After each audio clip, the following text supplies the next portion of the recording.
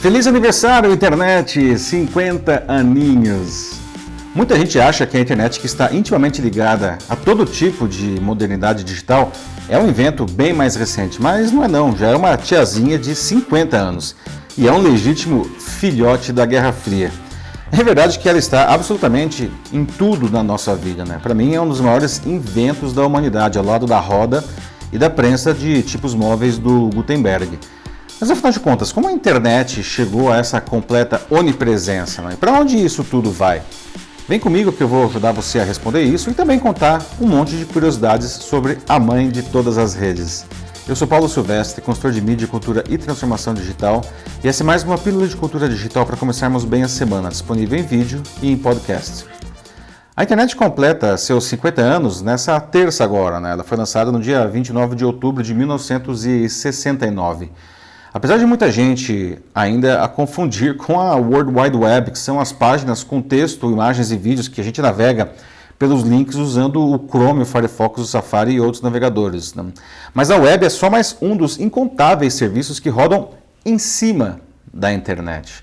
A internet mesmo é essencialmente uma rede de computadores de alcance global, mas é uma rede tão bem concebida que literalmente mudou o mundo. Então, para entender como ela surgiu, a gente precisa entender como que era o mundo naquela época.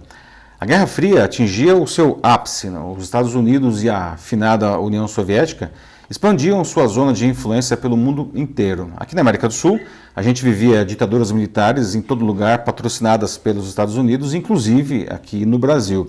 E Cuba era um encrave socialista na América Latina. A Europa estava dividida entre os países da OTAN, liderada pelos Estados Unidos, e pelo Pacto de Varsóvia, da União Soviética. A Alemanha havia sido dividida entre essas duas potências com o fim da Segunda Guerra Mundial, e sua capital, Berlim, estava literalmente rasgada ao meio pelo infame Muro de Berlim.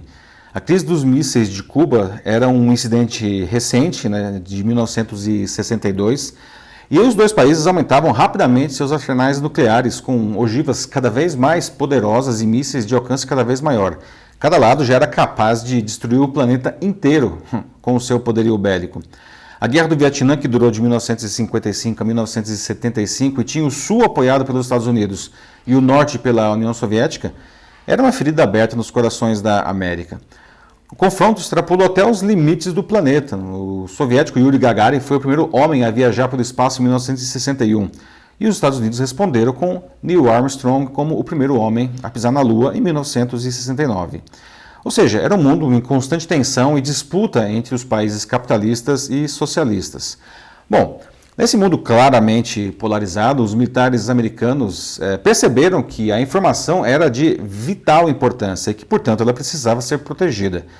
Na época, os computadores eram organizados em redes centralizadas por grandes mainframes, que eram poucos e armazenavam toda a informação e a capacidade de processamento.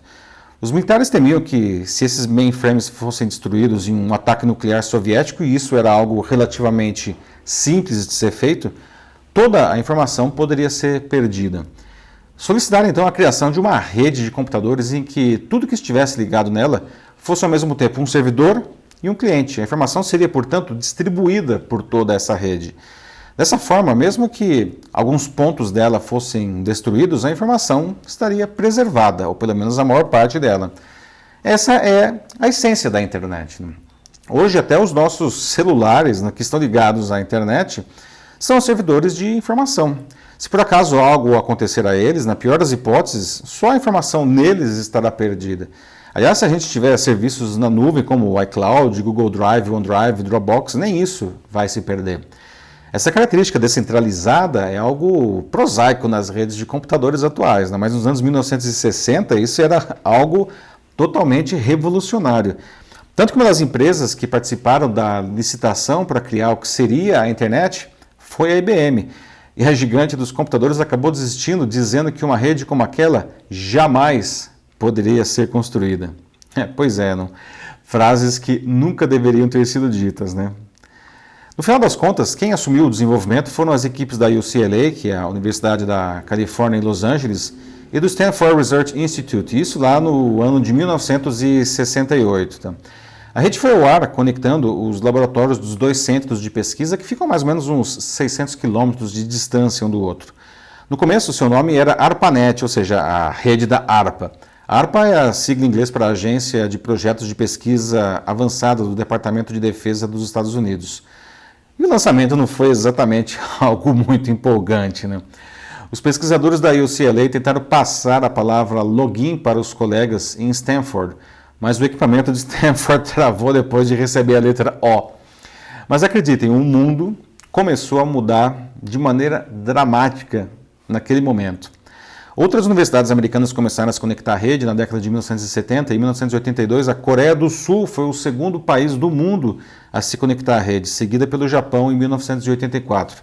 No mesmo ano, os primeiros centros de pesquisa europeus também entraram, começando pelo CERN, da Organização Europeia para a Pesquisa Nuclear.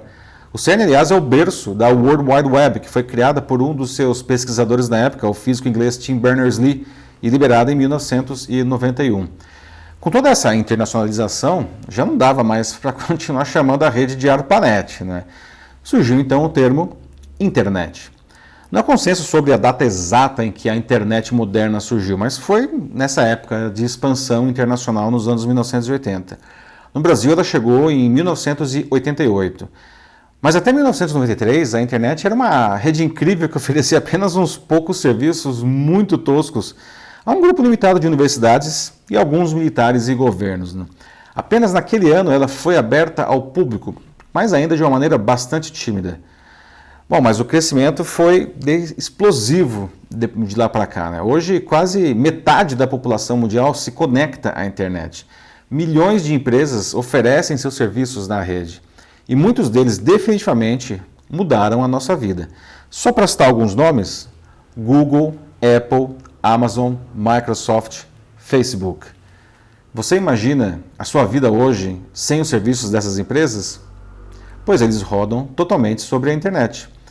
Com a internet nós nos tornamos seres ubíquos, é como se a gente estivesse tocando tudo e todos a todo momento, né? Mudou a nossa maneira de nos comunicar, de trabalhar, de estudar, de nos divertir, de comprar, de nos locomover, até de paquerar. Todo esse poder foi ainda maximizado com a popularização dos smartphones na última década. Com eles, a gente está permanentemente online com acesso a tudo.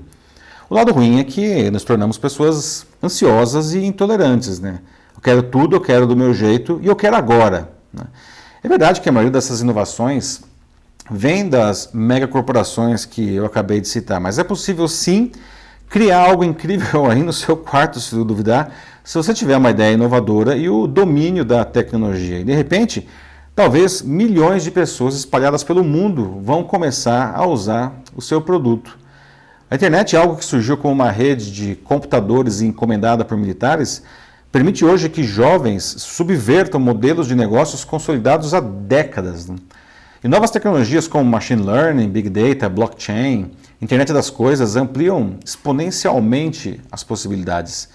Nossas empresas, nossas casas e, de certa forma, até os nossos corpos estarão totalmente ligados à internet muito em breve. O único limite é a imaginação.